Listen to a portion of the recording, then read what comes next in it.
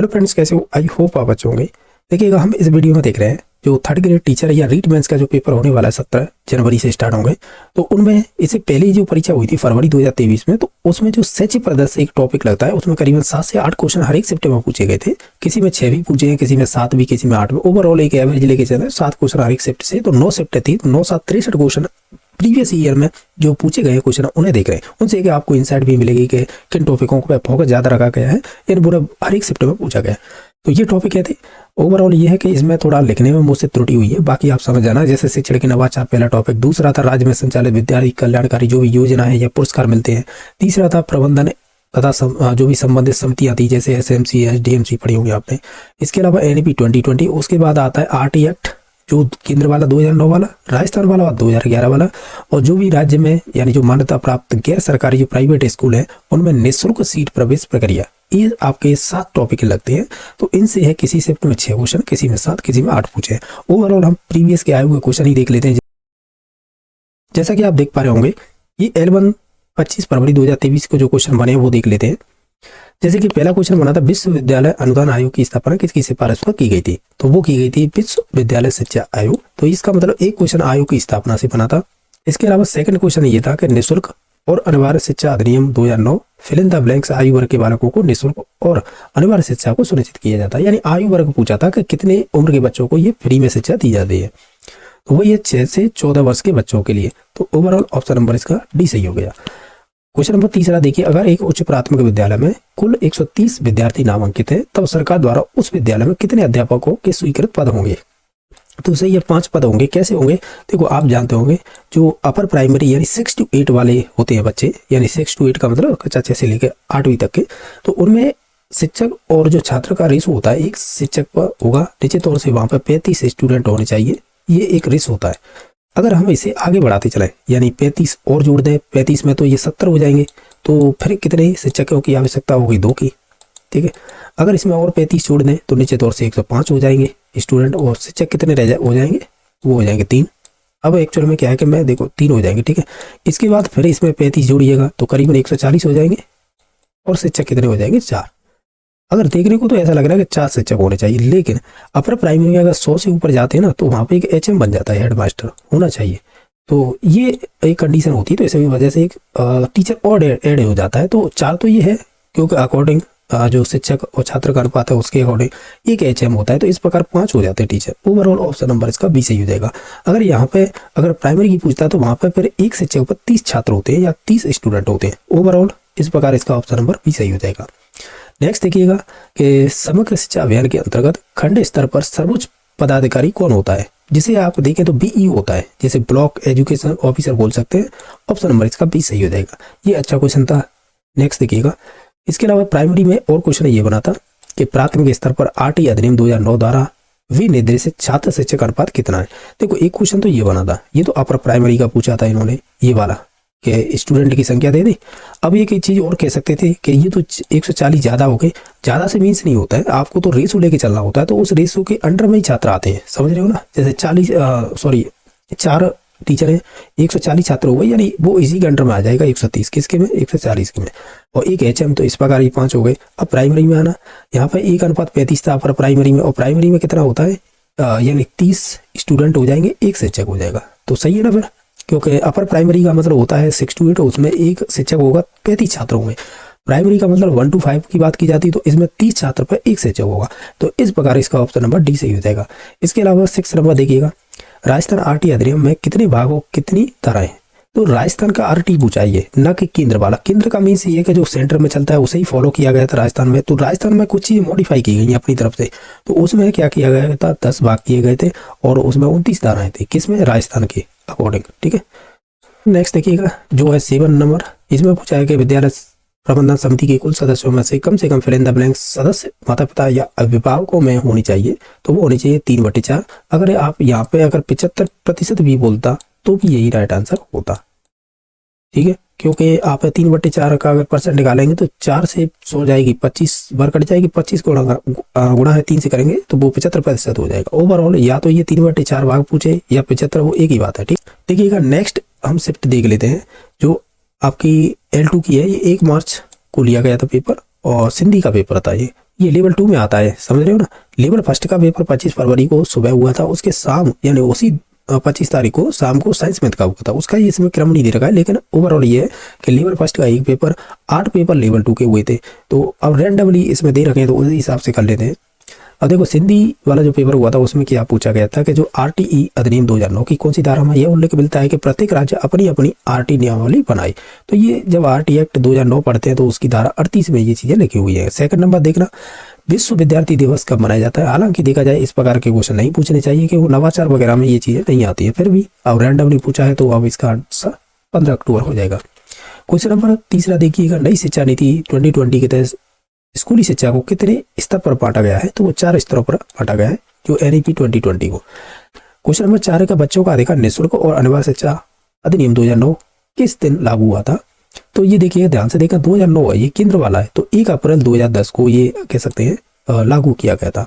अब देखो इसके और भी क्वेश्चन बनते हैं कि इसे संसद में कब पारित किया गया था, राष्ट्रपति के साइन कब हुए थे। वो ज्यादा टिपिकली क्वेश्चन हो जाता है, यानी कठिन क्वेश्चन हो जाएगा वो। ओवरऑल तो यही पूछा जाता है इसे कब लागू किया गया था, 1 अप्रैल 2010 को। क्वेश्चन नंबर आपका है 5वां, भारत ने सतत विकास के लिए 2030 की एजेंडे के लिए गोल 4 SDG 4 कब अपनाया था। यानी ये एजेंडे चलते हैं तो इसमें आपको 2030 तक के लिए मतलब जो एजेंडा रखा गया था गोल 4 जो SDG 4 बोलते हैं, कब अपनाया गया था। यानी इसकी शुरुआत हुई थी 2030, इसका एजेंडा रखा गया था, इसे पूर्ण करना है। तो ये 2015 में इसे अपनाया गया था। ओवरऑल ऑप्शन नंबर सी सही हो जाएगा, ये अच्छा क्वेश्चन था। नेक्स्ट देखिए, विद्यालय के जो शाला प्रधान का विद्यालय प्रबंधन समिति में क्या पदनाम होता है। उसे पदेन सदस्य सचिव बोलते हैं। किसका, जो भी विद्यालय होगा उसका शाला प्रधान का विद्यालय प्रबंधक होगा, उसका पदनाम होता है वो होता है पदेन सदस्य सचिव। तो ओवरऑल ऑप्शन नंबर इसका सी सही हो जाएगा। क्वेश्चन नंबर 7 पूछा था, राजस्थान की RT नियमावली 2011 के अनुसार बालक को प्रारंभिक शिक्षा पूरी करने पर दिए जाने वाले प्रमाण पत्र का आधार क्या होगा। तो वही है योगात्मक मूल्यांकन ही होता है, अंतिम योगात्मक मूल्यांकन, यानी जो वर्ष के अंत में किया जाता है, तो निश्चित तौर से वो फेल पास वाला ही होता है, तो वही रहेगा इसका आधार। तो ओवरऑल ऑप्शन नंबर 1 सही हो जाएगा। क्वेश्चन नंबर 8 देखना, विद्यालय प्रबंधन समिति की एक माह में कम से कम ब्लैंक सभा आयोजित करनी चाहिए। कम से कम एक माह में एक बार तो होनी चाहिए क्या, SMC की बैठक। ओवरऑल ऑप्शन नंबर इसका भी सही हो जाएगा, यानी एक बार। इसके बाद देखिएगा, ये उर्दू का पेपर है, ये आपका 28 फरवरी को हुआ था, 1 शिफ्ट में। नेक्स्ट देखिएगा, जो क्वेश्चन नंबर 1 है कि भारत में शिक्षा के अधिकार की पहल किसने की थी। वो की थी गोपाल कृष्ण गोखले ने। सेकंड क्वेश्चन था, शिक्षा का अधिकार अधिनियम राजस्थान में नाम क्या है इसका। जो RT एक्ट 2009 था ना, उसका अपने राजस्थान में क्या नाम है। ओवरऑल देखा जाए उसका नाम हो जाएगा RT नियम 2011। ठीक है, इसका पूरा नाम भी पूछ सकता है, तो आपको ध्यान रखना है, ये तो शॉर्ट में ही दे रखा है RT नियम 2011, क्योंकि राजस्थान से और कोई संबंध ही नहीं है इसमें।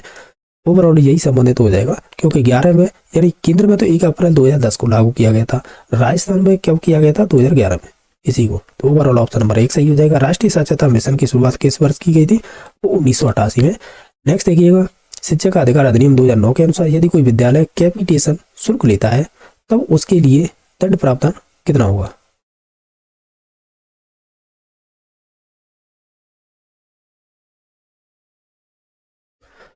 अगर देखें ऑप्शनों को तो सी नंबर ऑप्शन सही हो जाएगा कि लिए गए कैपिटेशन जो भी शुल्क होगा उसका 10 गुना तक अर्धदंड देंगे। यानी जो भी आपकी कैपिटेशन शुल्क लेगा, जितनी भी लेगा उसके 10 गुना तक उस पर दंड दिया जाएगा। ओवरऑल ये उसे वसूला जाएगा। तो ओवरऑल ऑप्शन नंबर सी सही हो जाएगा। 5वां क्वेश्चन है कि जो राष्ट्रीय शिक्षा नीति 2020 में प्रस्तावित राष्ट्रीय मूल्यांकन केंद्र को क्या नाम दिया गया है। उसका नाम था परख। और परख जो हम इंग्लिश में इसकी स्पेलिंग बनाए PARAKH। तो ओवरऑल इसकी फुल फॉर्म भी पूछ ली जाती है कि बताइए हर एक वर्ड का इसका मतलब क्या होता है। जैसे P का परफॉर्मेंस, तो आगे E का क्या होगा, R का क्या होगा इसका। तो ओवरऑल इसका ये भी क्वेश्चन बन जाता है। नेक्स्ट देखिएगा, नई शिक्षा नीति 2020 लागू करने वाला भारत का पहला राज्य कौन सा था। वो हो जाएगा कर्नाटक। अगर किसी विद्यालय प्रबंधन समिति में अगर 12 सदस्य हैं तो उसमें महिला सदस्यों की संख्या कितनी होनी चाहिए, वो आधी होनी चाहिए। आधी मीन्स 6 होनी चाहिए। अब देखिए, ये सेकंड शिफ्ट वो 28 फरवरी को पंजाबी भाषा का ये पेपर हुआ था। तो इसमें पूछा था पहला क्वेश्चन, राजस्थान मदरसा बोर्ड कहाँ पर स्थापित है। ये जयपुर में। सामाजिक परिवर्तन के संदर्भ में शैक्षिक प्रबंधन का क्या महत्व होता है। तो इसमें ये सभी हो जाएंगे, चाहे वो कौशल के साथ मानव संसाधन हो, ये कार्य नैतिकता हो, सामाजिक नैतिक राजनीतिक मूल्य हो, या मल नहीं है ये मूल्य है। इसके अलावा समाज का विशेष ज्ञान हो। नेक्स्ट देखिए, कस्तूरबा गांधी बालिका विद्यालय का प्रारंभ किया गया था। अगर आप ऑप्शनों के आधार पर चलें तो वो ऑप्शन नंबर बी सही हो जाएगा। 2004 से ये आपके विद्यालय प्रारंभ किए गए। कौन से? कस्तूरबा गांधी। राजस्थान आरटी अधिनियम की कितनी धाराएं? ये क्वेश्चन हम ऑलरेडी कर चुके हैं, 29 धाराएं थी। नेक्स्ट देखिए, यशपाल समिति में कितने सदस्य थे? ये क्वेश्चन डिलीट किया गया था। ठीक है। नेक्स्ट देखिएगा कि आरटी के प्रावधानों के अनुसार राज्य के नोडल अकादमिक प्राधिकारी कौन होंगे? तो वो होगा SCERT और या SIERT, इन दोनों का कोई भी नाम ले दीजिएगा। तो ओवरऑल ऑप्शन नंबर ई सही हो जाएगा। इसकी ये कहाँ पर है? ये उदयपुर में। कौन? SCERT। अब इसका नाम चेंज कर दिया है, बाकी है। नेक्स्ट देखिएगा, आरटी अधिनियम 2009 के अनुसार कौन सा या कौन से कथन सही है? जैसे स्कूल कैपिटेशन फीस लगा सकते हैं, नहीं लगा सकते कोई भी, क्योंकि इसका अगर आपने किसी से भी कैपिटेशन फीस ली तो उसका 10 गुना आपको अर्थदंड देना होगा। सेकंड है, स्कूल के प्रवेश के लिए स्क्रीनिंग प्रक्रिया का उपयोग कर सकते हैं। ये प्रक्रिया नहीं कर सकते, स्क्रीनिंग वाली प्रोसेस नहीं कर सकते। ना तो इसमें एक होगा ना ही आपका 2 होगा, दोनों ही कथन गलत है। ये हुआ था 27 फरवरी को। सेकंड शिफ्ट है, जो संस्कृत का पेपर हुआ था, ये वो क्वेश्चन पेपर है। अब इसमें किस प्रकार के क्वेश्चन पूछे गए वो देख लीजिएगा। क्वेश्चन नंबर फर्स्ट था, राजस्थान सरकार द्वारा RKSMB यानी राजस्थान के शिक्षा में बढ़ते कदम ऐप कब लॉन्च किया गया था? ये 5 सितंबर 2022 को लॉन्च किया गया था। एक माह में कितनी बाल सभाएं हो सकती हैं? एक ही हो सकेगा, जो है आपका 3 नंबर के ये कह रहा है, अगर अनुसूचित जाति वर्ग के लिए आरक्षित सीटों के लिए समुचित मात्रा में आवेदन प्राप्त ना हो तो उन्हें किस वर्ग के द्वारा भरा जा सकता है? तो वो अनुसूचित जनजाति के द्वारा भरा जा सकता है। किन सीटों को? अनुसूचित जाति के। अगर कंप्लीट स्टूडेंट नहीं आते हैं या जितने सीटें उतने आवेदन नहीं आ पाते तो उन्हें अनुसूचित जनजाति द्वारा भरा जा सकता है। केंद्रीय माध्यमिक शिक्षा बोर्ड, जैसे CBSE बोलते हैं, इसकी स्थापना कब की गई थी? 1952 में। प्रारंभिक शिक्षा से तात्पर्य क्या होता है? कक्षा 1 से 8 होता है। एलिमेंट्री एजुकेशन बोलते हैं, वो कक्षा 1 से 8 होती है। अगर पर्टिकुलर आपसे ये कहे प्राइमरी शिक्षा कैसे संबंधित है, तो प्राइमरी हम बोलते हैं ना, तो इसका मतलब 1 to 5 नहीं होता है। अगर प्राइमरी शिक्षा की बात की जाती है तो 1 to 8 होता है। तभी तो हम कहते हैं कि जो RT एक्ट 2009 है वो 6 से 14 वर्ष के बच्चे की बात करता है, निःशुल्क शिक्षा की 6 से 14 वर्ष। तो इसका मतलब समझ रहे हो, वो प्राइमरी की बात करता है 1 to 8, एक कक्षा से लेकर 8 तक, उसे प्राइमरी एजुकेशन बोलिएगा। तो इस हिसाब से अगर एक आपसे कहेगा जैसे प्राथमिक स्कूल कौन से होते हैं, वो 1 to 5 क्लास वाले होते हैं, इनमें कन्फ्यूजन होता है, तो ध्यान रखना है। प्राथमिक शिक्षा बोले या एलिमेंट्री एजुकेशन बोले तो आपको ध्यान रखना कक्षा 1 से 8 और 6 से 14 वर्ष।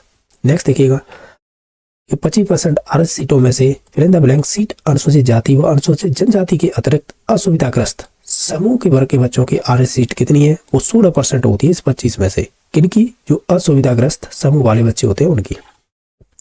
कोठारी आयोग के अध्यक्ष कौन है? इनमें से कोई भी ऑप्शन नहीं था, तो इसके अगर वास्तव में देखा जाए दौलत सिंह कोठारी उदयपुर से संबंधित, वो थे इसके अध्यक्ष।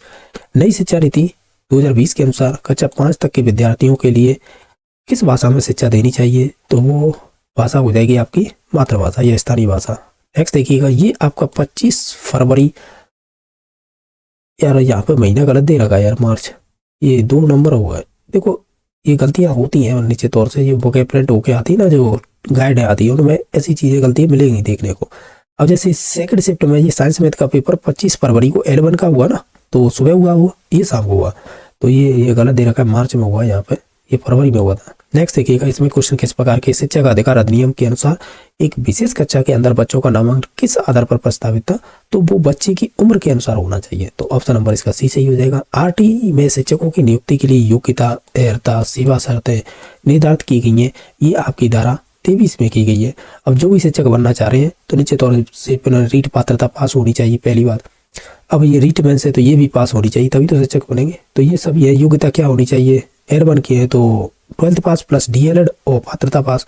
अगर आप B.Ed के स्टूडेंट हैं तो निश्चित तौर से आपको 12th plus graduation plus B.Ed और पात्रता और मेंस, ये सभी ये शर्तें होती है। ओवरऑल ऑप्शन नंबर डी सही हो जाएगा।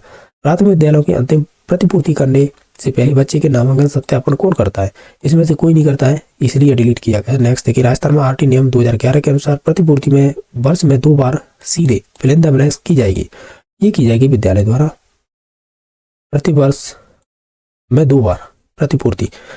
नेक्स्ट देखिएगा कि किस वर्ष की बजट घोषणा में 5 से 4 से अधिक आबादी वाले गांव और कस्बों में सरकारी स्कूलों में महात्मा गांधी सरकारी स्कूलों जो अंग्रेजी माध्यम में बदलने का प्रस्ताव रखा गया था? ये वर्ष 2020-21 में रखा गया है। यहाँ पे कोई डेट नहीं है, लेकिन 22-23 था शायद यहाँ पे। ठीक है, 22 और 23। लेकिन इसका राइट आंसर हो जाएगा 2020-21 में। एनईपी 2020 के अनुसार ई का पूर्ण नाम क्या है? ये आप बीएड या डीएड कुछ भी की होगी तो उनकी बुकों में ये चलता था। इसे बोलते हैं प्रारंभिक बाल्यावस्था देखभाल और शिक्षा। ठीक है, तो ऑप्शन नंबर इसका सी सही हो जाएगा। राष्ट्रीय प्रौढ़ शिक्षा संस्थान जिसे एनआईए की स्थापना कब हुई थी? ये हुई थी 1991 में। ऑप्शन नंबर इसका डी सही हो जाएगा। तो इस प्रकार है, देखिएगा शैक्षिक प्रदर्शन से कम ये करीबन 63 से की लगभग क्वेश्चन है। हो सकता है इसमें एक दो ज्यादा भी हो। ओवरऑल यही क्वेश्चन पूछे गए थे शैक्षिक प्रदर्शन से। अगर आप ध्यान से देखें ना तो देखिएगा हर एक शिफ्ट में देखें जैसे एनईपी से क्वेश्चन पूछा जा रहा है। ठीक है, अब जैसे कि आरटी एक्ट चाहे वो केंद्र का है या राज्य का है, या देखो केंद्र का 9 लिखा जाएगा और जो राजस्थान का होता है उसमें 11 लिखा आता है। तो इनकी धाराओं से क्वेश्चन बने हैं, कितने भाग कितनी धाराएं, और इसके अलावा नवाचार से भी क्वेश्चन बने हैं। ठीक है, एसएमसी एसडीएमसी उन समितियों से भी बने हैं। कुछ आपके नवाचार के जो विद्यालय जो कल्याणकारी योजना है उनसे भी क्वेश्चन बने हैं। तो ओवरऑल देखा जाए क्वेश्चन तो हर एक टॉपिक से चूज किया है। अब ये नहीं कह सकते कि पर्टिकुलर हर एक टॉपिक से क्वेश्चन हर एक शिफ्ट में बना है, ऐसा नहीं है। किन्हीं में आपको हो सकता है एनईपी के क्वेश्चन देखने को नहीं मिले, किसी शिफ्ट में 2 से 3 क्वेश्चन भी मिले हैं। अब जैसे आरटी एक्ट है, ये तो हर एक शिफ्ट में क्वेश्चन बने हैं इसके, तो आप देख सकते हैं हर एक शिफ्ट में क्वेश्चन बने हैं आपके। आरटीई चाहे 2009 वाला हो या राज्य का 2011 वाला हो।